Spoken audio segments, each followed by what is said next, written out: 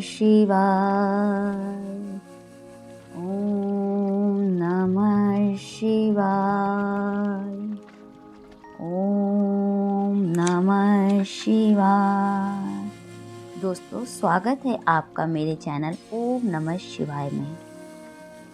एक बार की बात है, भगवान शंकर और माता पार्वती कैलाश पर बैठकर कुछ वार्तालाप कर रहे थे। तभी माता पार्वती ने कहा, हे प्रभु, आप तो अपने भक्तों की सभी मनोकामनाएं क्षण में पूरी कर देते हैं। इसलिए मेरी यह जानने की बहुत इच्छा है कि आपकी कृपा पाने के लिए ऐसा कौन सा व्रत है जो श्रेष्ठ माना गया है, जिसके करने से मनुष्य सभी कष्ट दूर हो जाते हैं और आपकी कृपा पाकर मनुष्य उच्च फल की प्राप्ति करता है। तभी भगवान शंकर ने कहा, देवी पार्वती, आपको तो पता है महाशिवरात्रि का दिन मुझे अति प्रिय है। इस दिन जो भी भक्त सच्चे मन से मेरी पूजा और अर्चना करता है, मैं उसके सारे मनोरथ पूर्ण करता हूँ। आज मैं आपको शिव पुराण में वर्णित महाशिवरात्रि से जुड़ी एक शिकारी भक्त की कथा सुनाता हूँ। हे देवी, आप इस कथा को पूरा सुने, क्योंकि कोई भी कथा अधूरी नहीं सुननी चाहिए। इसी तरह हे भक्तों, आप भी इस कथा को जब भी सुने पूरा सुने। चलिए कथा। पौराणिक काल में किसी वन में एक शिकारी रहता था, जिसका नाम चित्रभानु था। उसका परिवार बड़ा था। वह बहुत ही बलवान था। पूर्ण स्वभाव के कारण ही वह पूर्णतापूर्वक कर्म भी किया करता था। वह प्रतिदिन वन में जाकर निर्दोष हिरण और अन्य जानवरों को मारता था और वहीं रहकर नाना प्रकार की चोरियां भी किया करता था। उसने बचपन से ही कोई शुभ कर्म नहीं किए थे। इस प्रकार वन में रहते हुए चित्रभानु का बहुत समय बीत गया था। तदनंतर एक दिन बड़ी ही शुभ कारक शिवरात्रि आई, परंतु घने वन में रहने के कारण इस व्रत के बारे में वह नहीं जानता था। उसी दिन शिकारी का पूरा परिवार, उसके माता पिता, बच्चे तथा उसकी पत्नी भूख से व्याकुल होकर उससे खाने की मांग करने लगे। उसके पास बार बार याचना करने लगे। चित्रभानु धनुष लेकर वह वन की ओर चल पड़ा।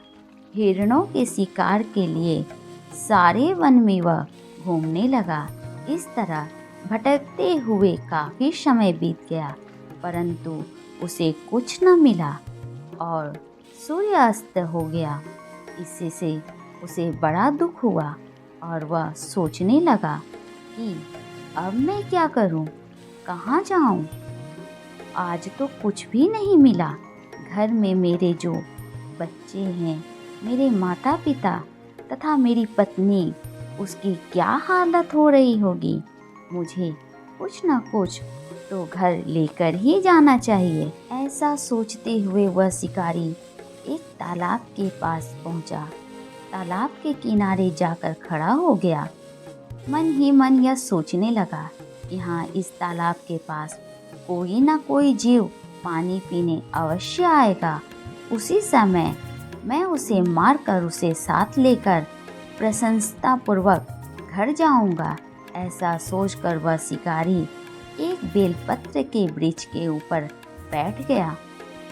साथ में उसने जल भी ले लिए। उसके मन में केवल एक ही चिंता थी कि कब कोई जीव आएगा और उसे मारकर मैं उसे अपने साथ ले जाऊंगा। इसी प्रतीक्षा में वह दिन भर भूखे प्यासे बैठा रहा। भूखे प्यासे बैठने के कारण चित्रभानु का व्रत भी हो गया। पार्वती ने कहा, प्रभु, मैं जानती हूँ यह आपके द्वारा ही रची हुई माया है। आप अपने भक्तों की यूं ही परीक्षा लेते रहते हैं, जिससे कि उन्हें उत्तम जीवन की प्राप्ति हो।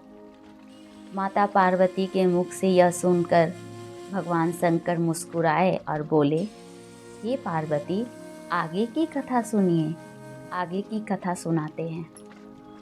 जब रात्रि का पहला पहर प्रारंभ हुआ, तब एक गर्भवती हिरणी वहाँ पानी पीने आई, जिसे देखकर शिकारी के मन में काफ़ी प्रशंसा हुई। अपने धनुष पे एक बाण को साधा। ऐसा करते हुए शिकारी के हाथ के धक्के से थोड़ा सा जल और कुछ बेलपत्र नीचे गिर पड़े। असल में उस बेलपत्र के नीचे एक शिवलिंग था, जिसके बारे में वह शिकारी नहीं जानता था। इस तरह से जल और बेलपत्र के गिरने से शिवलिंग की प्रथम पहर की पूजा संपन्न हुई। उस पूजा के प्रभाव से शिकारी का बहुत सा पाप तत्काल ही नष्ट हो गया। वहाँ के होने वाले खड़खड़ाहट की आवाज़ से हिरणी ने भय से ऊपर की ओर देखा और शिकारी को देखते ही वह व्याकुल हो गई और बोली, हे पार्थ, तुम क्या करना चाहते हो? सत्य सत्य मुझे बताओ। तब शिकारी ने कहा, आज मेरे परिवार के सभी लोग भूखे हैं, अतः मैं तुम्हें मारकर उनकी भूख को मिटाऊंगा, उन्हें तृप्त करूंगा। हिरणी घबराई और सोचने लगी, अब मैं क्या करूं, कहाँ जाऊं? तभी उसने शिकारी से कहा, मेरे इस देह से अगर किसी का उपकार होगा, इससे बड़ी बात और क्या हो सकती है। इस तरह परोपकार का वर्णन तो 100 वर्षों तक भी कोई नहीं कर सकता। परंतु मेरी एक विनती है। मैं गर्भवती हूँ। मुझे मारकर तुम एक साथ में 2 जीवों की हत्या करोगे, जो कि ठीक नहीं है। मुझे कुछ क्षण जीवन का दे दो। मैं बच्चों को जन्म देकर शीघ्र ही तुम्हारे पास वापस आ जाऊंगी। कृपया मुझे अभी छोड़ दो। मैं तुम्हें वचन देती हूँ, मैं शीघ्र ही आ जाऊंगी। शिकारी कहता है, मुझे तुम पर विश्वास नहीं, अगर तुम लौट कर नहीं आई तो। तब हिरणी कहती है, हे पार्थ, तुम मेरे वचनों पर विश्वास करो। मैं सत्य कह रही हूँ। सत्य पे ही तो यह धरती टिकी हुई है। सत्य से ही तो समुद्र अपनी मर्यादा में है। सत्य से ही तो निर्झर झरनों से जल प्रवाहित होता है। मैं तुम्हें सत्य कह रही हूँ, मैं वापस जरूर आऊंगी। तभी शिकारी मन ही मन यह सोचने लगता है, पता नहीं इस गर्भवती हिरणी को मारने का मन ही नहीं कर रहा है। अभी इसके बातों पे विश्वास कर इसे जाने देता हूँ। कोई और शिकार आ जाएगा तो उसे मार दूंगा। शिकारी का शिकार की प्रतीक्षा करते करते रात्रि का जो पहला पहर है वह समाप्त हो जाता है और कुछ ही समय बाद वहाँ पे एक और हिरणी आती है, जिसे देखकर शिकारी काफ़ी ज़्यादा प्रसन्न होता है। उसे काफ़ी खुशी मिलती है और वह तुरंत अपने धनुष पे एक बाण साधता है। ऐसा करने से पुनः उसके हाथ के धक्के से थोड़ा सा जल और बेलपत्र शिवलिंग पर गिर गया। इस प्रकार महादेव की दूसरे पहर की पूजा भी संपन्न हुई। तभी पुनः वहाँ की खड़खड़ाहट की आवाज़ से हिरणी ऊपर की ओर देखती है और पूछती है, हे पार्थी, तुम यह क्या कर रहे हो? तभी शिकारी ने कहा, मैं तुम्हें मारूंगा, अपने भूखे कुटुंब का पेट भरूंगा, उन्हें तृप्त करूंगा। हिरणी कहती है, मेरा यह देह धारण सार्थक हुआ, परंतु मुझे अभी छोड़ दो। मेरे बच्चे आश्रम में अकेले हैं। मैं उन्हें उनके पिता के हाथों सौंप कर शीघ्र ही आ जाऊंगी। मैं वचन देती हूँ। शिकारी ने कहा, मुझे तुम पर तनिक भी विश्वास नहीं है, मैं तुम्हें मारूंगा। तब हिरणी कहती है, हे पार्थ, मैं भगवान विष्णु का शपथ लेती हूँ, अगर मैं पुनः वापस ना आऊं तो अपना सारा पुण्य हार जाऊं, क्योंकि जो वचन देकर पलट जाता है वह अपना सारा पुण्य हार जाता है। जो भगवान विष्णु का भक्त होकर शिव की निंदा करता है, उनकी पूजा नहीं करता है, माता पिता के निर्धन की तिथि को न मानकर उसे सोना बिता देता है, जो अपने स्वार्थ के कारण दूसरों को कष्ट देता है, ऐसे लोगों को जो पाप लगता है वही पाप मुझे लगे अगर मैं लौट कर ना आऊं। हिरणी के ऐसे वचनों को सुनकर शिकारी उसे जाने देता है, कहता है, जाओ, मैं तुम्हारे बातों पे विश्वास करता हूँ, परंतु तुम लौटकर अवश्य आना। और हिरणी वहाँ से अपने आश्रम को जाती है। इस प्रकार रात्रि का दूसरा पहर भी शिकारी का जागते जागते बीत गया। अब रात्रि के तीसरा पहर प्रारंभ हुआ और शिकारी अपने शिकार की प्रतीक्षा ही कर रहा था। तभी अचानक से जलग के मार्ग में आता हुआ उसे एक हिरण दिखा, जो कि बहुत ही हष्ट पुष्ट था। उसे देखकर शिकारी के मन में काफ़ी प्रशंसा हुई, काफ़ी हर्ष हुआ। उसने उसे मारने के लिए ज्यों ही अपने धनुष पे बाण साधा, पुनः उसके हाथों से थोड़ा सा जल और बेलपत्र शिवलिंग पर गिर गया। उससे उसके सौभाग्य से भगवान शंकर के तीसरे पहर की पूजा भी संपन्न हुई। इस प्रकार भगवान ने उस पर दया दिखाई और पत्तों के गिरने से हिरण ने शिकारी की ओर देखा और कहा, हे पार्थ, ये क्या कर रहे हो? क्या करना चाहते हो? क्या करना चाहते हो? शिकारी ने कहा, मैं अपने कुटुंब को भोजन देने के लिए तुम्हारा वध करूंगा। तुम्हें मारकर मैं उन्हें तृप्त करूंगा। शिकारी के मुख से यह सुनकर हिरण के मन में बहुत हर्ष हुआ। उसने कहा, मैं धन्य हूँ, मेरा हष्ट पुष्ट शरीर का होना सफल हो गया। मेरे शरीर से आप लोगों की तृप्ति होगी। जिसका शरीर परोपकार के लिए काम में नहीं आता, उसका सब कुछ व्यर्थ है, व्यर्थ चला जाता है। सामर्थ्य होते हुए भी किसी के जो मदद नहीं करता, किसी का उपकार नहीं करता, सामर्थ्य होते हुए भी जो किसी असहाय की सहायता नहीं करता,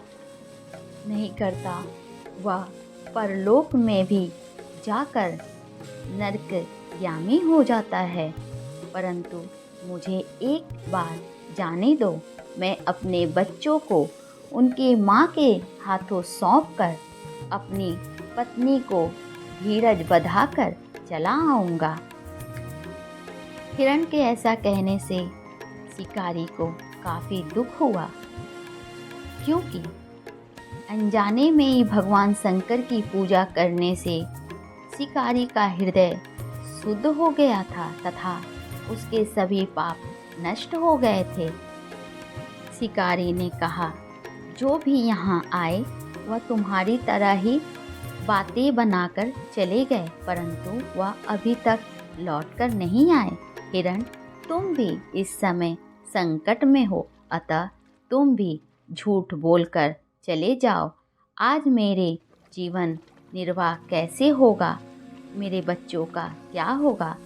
शिकारी की बातें सुनकर हिरण ने कहा, हे पार्थ, मैं जो कहता हूँ सुनो, मुझ में असत्य नहीं है।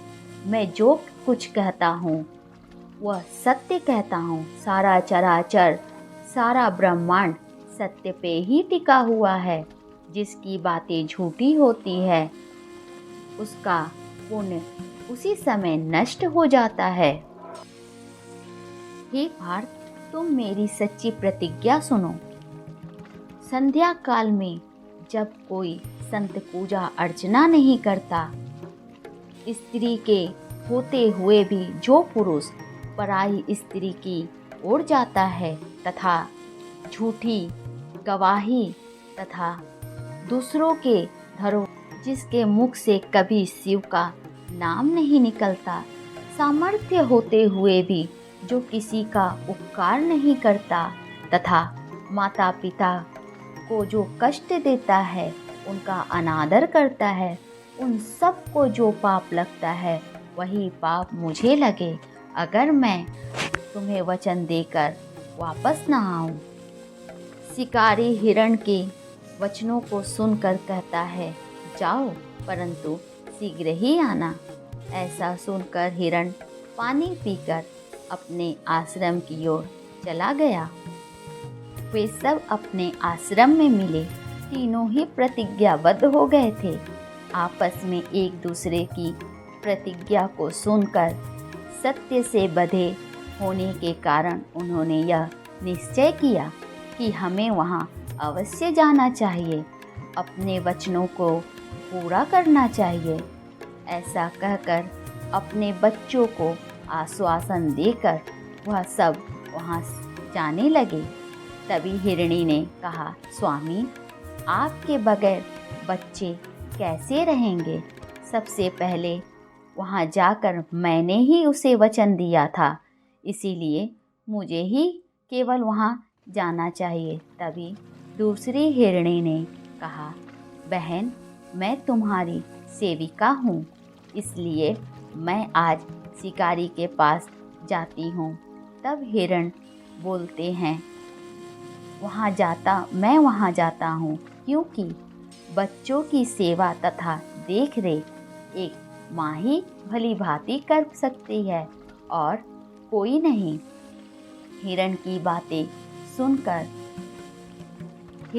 बातें सुनकर दोनों हिरनियों ने कहा, स्वामी, पति के बगैर यह जीवन व्यर्थ है, धिक्कार है इस जीवन का।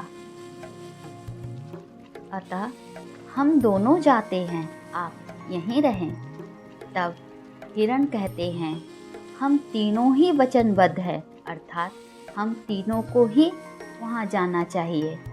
ऐसा कहकर वे अपने बच्चों को सांत्वना देकर अपने बच्चों को अपने पड़ोसियों के हाथों सौंपकर आश्रम से निकल पड़े और उस दिशा की ओर जाने लगते हैं जहाँ शिकारी उनकी प्रतीक्षा। ऐसा करने से उनके बच्चे भी ये भी सोचते हैं, जो हर्ष हमारे माता पिता का होगा वह हमारा भी होगा। यह विचार कर बच्चे भी उनके पीछे चल देते। वे हिरण शिकारी से बोलते हैं, हे पार्थ, हमारे जीवन को सार्थक करो। ऐसा सुनकर शिकारी के मन में काफ़ी ग्लानि हुआ। शिव की भक्ति से उसे अपार ज्ञान प्राप्त हो चुका था। उसने सोचा, धन्य है यह पशु जो अज्ञानी होकर भी अपने शरीर से परोपकार करना चाहते हैं। एक मैं हूँ जो अनेक प्रकार के कुकर्म कर अपने परिवार का पालन पोषण करता रहा। अपने वाहन को वह वहीं रोक लेता है तथा उन हिरणों से कहता है, धन्य हैं आप सब जो यहाँ पुनः वापस आए। मैं आप लोगों को नहीं मार सकता, आप लोग जाइए। ऐसा करने से भगवान शंकर प्रसन्न हुए और प्रसन्न होकर तत्काल ही उसे अपने दिव्य रूप का दर्शन दिया तथा उसे सुख समृद्धि का वरदान देकर उसे अपने सबसे बड़े भक्त होने का आशीर्वाद दिया। उसे गृह नाम भी दिया, जिससे सारा संसार उसे उसकी सच्ची भक्ति के कारण जाने। हर हर महादेव।